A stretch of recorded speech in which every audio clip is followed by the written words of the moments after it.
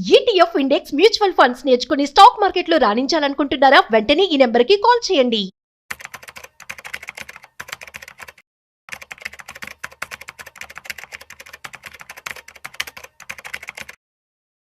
Hello viewers, stock market analyst Sundar Rama Reddy గారి జూలైలో జరగబోయే ఆన్లైన్ వెబినార్ కి ఎన్రోల్ చేసుకోవాలనుకుంటున్నారా?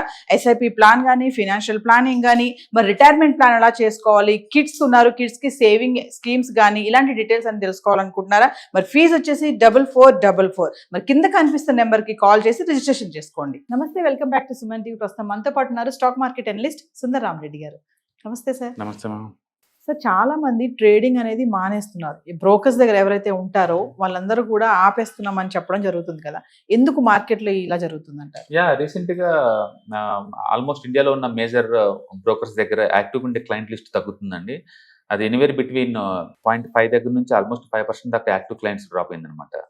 అండ్ మార్కెట్ బాగా పెరుగుతున్న ఈ టైంలో అకౌంట్స్ ఇంకా పెరుగుతూ పోవాలి యాక్చువల్గా అయితే. బట్ తగ్గటం అనేది మనం చాలా సంవత్సరాల తర్వాత ఫస్ట్ టైం చూస్తున్నాం, చాలా సంవత్సరాల తర్వాత. ఓకే, ఇప్పుడు మనం డేటా మనం చూసామనుకోండి, ఓవరాల్గా మన బీఎస్సీలో కనుక చూసుకుంటే 22 కోట్ల మంది స్టాక్ మార్కెట్లో ఉన్నారు. అయితే 22 కోట్ల మంది ఇండివిజువల్ అంటే చెప్పలేము, ఎందుకంటే ఒక పాన్ కార్డ్తో నెంబర్ ఆఫ్ అకౌంట్లు ఎన్నో ఉండొచ్చు కదా. 40 దగ్గర బ్రోకర్ దగ్గర మీకు అకౌంట్ ఉందనుకోండి, మీకు 4 అకౌంట్లు ఉన్నట్టు చూపిస్తుంది. బట్ యూనిక్ ట్రేడింగ్ అకౌంట్స్ అనుకోండి, ఒక పాన్ కార్డ్ ఒకటే అకౌంట్ అనుకున్నప్పుడు ఇండియాలో రఫ్గా ఒక 9 crores ఉన్నారు స్టాక్ మార్కెట్లో. ఓకే, ఇప్పుడు వాళ్ళ సంఖ్య రోజు రోజుకి పెరగాలి మామూలుగా అయితే. But last couple of months నుంచి ఉన్న వాలటిలిటీ అయి ఉండొచ్చు, ఎందుకంటే అక్టోబర్ నుంచి మనటి జూన్ వరకు అది పడుతూనే ఉంది మార్కెట్, మన మే వరకు పడుతూనే ఉంది మార్కెట్. దానివల్ల అయి ఉండొచ్చు. లేదు అంటే ఈ ట్రంప్ టారిఫ్ వార్ తోటి అన్సర్టనిటీ ఎక్కువ అవుతుంది కదా, దానివల్ల అయి ఉండొచ్చు. రెండోది, రీసెంట్గా ఆప్షన్ మార్కెట్ బాగా ఎక్స్పైరీస్ అని ఆపేశారు. అన్ని ఎక్స్పైరీస్ని 2 ఉంచి మిగతా మొత్తాన్ని మంత్లీ ఎక్స్పైరీ చేశారు. ఆప్షన్ మార్కెట్ తగ్గటం ద్వారా టెంపరీగా ఉన్న స్పెక్యులేషన్ చేసేవాళ్ళు తగ్గి ఉండొచ్చు, అలా అయి ఉండొచ్చు. అండ్ డిఫరెంట్ రీజన్స్ ఏదైనా ఉండొచ్చు. మొత్తానికైతే ఫస్ట్ టైం చాలా సంవత్సరాల తర్వాత అంటే బ్రోకర్స్కి యాక్టివ్గా ఉండే క్లయింట్ లిస్ట్ తగ్గుతుంది అనమాట. నేను లిస్ట్ ఇస్తున్నాను చూడండి, నేను ఎవరి దగ్గర ఎంత మంది దగ్గర, గ్రో కావచ్చు, జీరోదా కావచ్చు, ఏంజిల్ 1 కావచ్చు, అండ్ అప్స్టాక్ కావచ్చు, ఆల్మోస్ట్ ఆల్ మేజర్ బ్రోకర్స్ దగ్గర and clients anywhere between 1 to 5% దాకా డ్రాప్ అయ్యారు. అండ్ ఇది బహుశా అన్సర్టనిటీ వల్ల అదే ఉంటుంది. పైగా ఎక్స్పైరీస్ అన్ని ఇప్పుడు మార్చారు కాబట్టి దాని కూడా అయి ఉండొచ్చు. ఇంతకుముందు ఎవ్రీడే ఒక ఎక్స్పైరీ ఉండేది, Monday, Tuesday, Wednesday, Thursday, Friday ఇట్లా. ఇప్పుడు 2 తప్ప మిగతా మొత్తాన్ని మంత్లీ ఎక్స్పైరీకి మార్చారు. అందుకని టూ మచ్ ఆప్షన్ ట్రేడింగ్ చేసి స్పెక్యులేటర్స్ మేబీ తగ్గినట్టున్నారు, అలా కూడా ఉండొచ్చు. ఎందుకంటే వీళ్ళు డిఫరెంట్ క్లయింట్ బ్రోకర్ దగ్గర అకౌంట్ ఓపెన్ చేస్తూ ఉంటారు, ఎక్స్పైరీ ట్రేడ్ చేద్దాం అన్నట్టు. బహుశా అన్ని ఎక్స్పైరీ ఇప్పుడు లేవు కాబట్టి అవసరం లేదని చెప్పేసి వాళ్ళు క్లోజ్ చేసి ఉండొచ్చు కూడా, చెప్పలేము. అవి డూప్లికేట్ అకౌంట్ అయి ఉండొచ్చు, లేదా ఒరిజినల్ అయి ఉండొచ్చు. మొత్తానికైతే ఫస్ట్ టైం అండ్ ఇండియాలో అకౌంట్ ఓపెన్ చేసే వాళ్ళు తగ్గారు. అకౌంట్ ఓపెన్ చేసిన వాళ్ళు క్లోజ్ చేసుకున్నారు, క్లయింట్స్ దగ్గర యాక్టివ్ క్లయింట్స్. అది కూడా మార్కెట్ రైజ్ లో ఉన్నప్పుడు, మార్కెట్ బాగా రైజ్, ఎందుకంటే లాస్ట్ 3 months నుంచి మార్కెట్ ఆల్మోస్ట్ 15% రికవర్ అయింది. ఈ టైంలో ఈ అకౌంట్ తగ్గటం అనేది కొంచెం ఆలోచించాలి, ఎందుకు తగ్గుతుంది అనేది. రెండోది, ప్రతి స్టేజ్లో ఏదో ఒక స్టేజ్లో మెచ్యూరిటీ వస్తుంది మార్కెట్కి. వచ్చినప్పుడు ఏంటంటే స్పెక్యులేషన్ తగ్గిద్ది అనమాట, మార్కెట్కి మెచ్యూరిటీ వచ్చే కొద్దీ. అలా కూడా ఉండొచ్చు.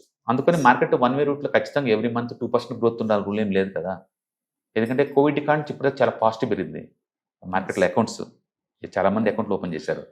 ఇప్పుడు మేబీ వాళ్ళు కన్సల్టేషన్ అవుతున్నట్టుంది ఆ బ్రోకర్ల దగ్గర కూడా, అలా కూడా అయింది. అంటే ఇలా మార్కెట్ రైజ్ అయినప్పుడు తగ్గడం వల్ల బ్రోకర్స్ క్లయింట్స్ ఇలా డౌన్ అవడం వల్ల వీళ్ళకి లాస్ ఉంటుందా సార్? డెఫినెట్లీ ఎక్స్చేంజ్కైనా అండ్ బ్రోకర్స్కైనా మనీ ఎలా వస్తుంది అంటే, ఎంత ఎక్కువ ట్రేడ్ జరిగితే అంత ఎక్కువ వాళ్ళకి ఇన్కమ్ జరుగుతుంది. ప్రతిసారి మీరు ట్రేడ్ చేస్తే అండ్ బ్రోకర్కి అమౌంట్ ఇవ్వాలి, అండ్ ఎక్స్చేంజ్కి అమౌంట్ ఇవ్వాలి, అండ్ ఈ స్టాక్ మార్కెట్ని కంట్రోల్ చేసేది సెబీ వాళ్ళు అనమాట, వాళ్ళకి అమౌంట్ ఇవ్వాలి. ఇట్ నెగ్లిజిబుల్, ₹10 ఉంటుంది వాళ్ళకి, but still you have to pay, వాళ్ళకి పే చేయాలి. స్టేట్ గవర్నమెంట్ పే చేయాలి, ప్రతి అసెట్ రిజిస్ట్రేషన్ చేసుకోవాలి కదా, కాబట్టి ఇక్కడ రిజిస్ట్రేషన్ ఫీజు పే చేసుకోవాలి. అండ్ జిఎస్టీ పే చేయాలి. అండ్ సెంట్రల్ గవర్నమెంట్ వాళ్ళకి సెక్యూరిటీ ట్రాన్సాక్షన్ ట్యాక్స్ పే చేయాలి. ఈ 6 ఉంటాయి, 6 పంచుకుంటారు. అంటే కొనేటప్పుడేమో ఓన్లీ ఎస్టీటీ ఉండదు, ఓన్లీ గవర్నమెంట్, స్టేట్ గవర్నమెంట్కి ఇచ్చే స్టాంప్ డ్యూటీ ఒకటే ఉంటుంది. సెల్ చేసేటప్పుడు స్టాంప్ డ్యూటీ ఉండదు, బట్ సెంట్రల్ గవర్నమెంట్కి ఇచ్చే ఎస్టీటీ ఉంటుంది. ఎస్టీటీ చాలా ఎక్కువ ఉంటుంది, టోటల్ అమౌంట్లో నీకు ఎస్టీటీ చాలా ఎక్కువ అది.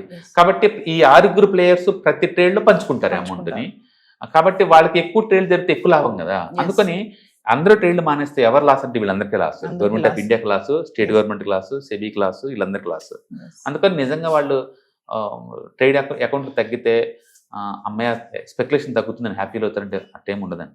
అంటే గతంలో ఎప్పుడు ఇలా జరగలేదు సార్, ఫస్ట్ టైం. అప్పుడప్పుడు జరుగుద్ది అది, బట్ ఆఫ్టర్ కోవిడ్ తర్వాత ఫస్ట్ టైం. కోవిడ్ తర్వాత ఫస్ట్ టైం. బహుశా ఆ స్పీడ్ ఇప్పుడు కన్సల్టేట్ అవుతుందేమో, ఎప్పటికీ ఆ స్పీడ్ ఉండకపోవచ్చేమో, టెంపరీ కన్సల్టేట్ అవుతుందేమో. మొత్తానికైతే స్పెక్యులేటివ్ యాక్టివిటీస్ తగ్గుతుంది. పర్టికులర్గా ఇప్పుడు జేమ్స్ స్ట్రీట్ ఎపిసోడ్ అయిపోయిన తర్వాత అయితే ఆల్మోస్ట్ మార్కెట్ 25% డ్రాప్ అయింది activity, option activity. Yes. That's good actual. Thank you sir. Hello friends, financial freedom మీద వెబినార్ జరగబోతుంది. ఇది డైలీ 3 hours ఉంటుంది, 3 days ప్రోగ్రామ్. దీంట్లో మీకు ఫైనాన్షియల్ ఫ్రీడమ్ ఎలా సాధించవచ్చు via with ETFs, index funds, mutual funds ద్వారా డీటెయిల్ గా ప్రాక్టికల్ వేలో మీకు ఎక్స్ప్లెయిన్ చేయబడుతుంది. అండ్ దీంట్లో ఎనీ డౌట్స్ ఉన్నా సరే ఇమీడియట్ గా వెబినార్ లోనే ఎక్స్ప్లెనేషన్ చెప్తారు.